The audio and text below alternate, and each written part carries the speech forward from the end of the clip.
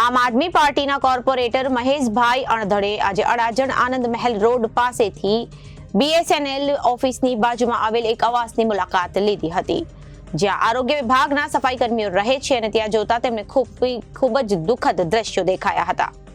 તે જ કર્મીઓ મજબૂરીમાં જર્જરિત આવાસમાં રહેવા મજબૂર હોય તેવું જણાઈ રહ્યું હતું।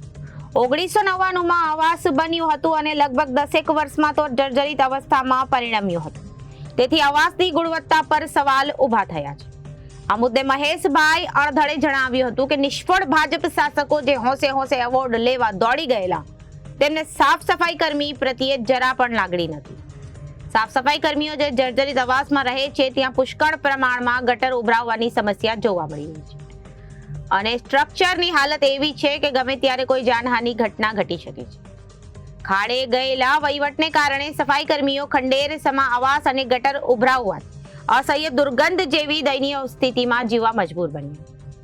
જ્યારે દેશના વડાપ્રધાનના આરોગ્ય કર્મીઓ જેવી ઉપાધિ આપતા હોય છે, તેમના સુરતના ભાજપ શાસકો તથા કર્મીઓની ઉપેક્ષા કરતા હોય તેવો ઘાટ સર્જાયો।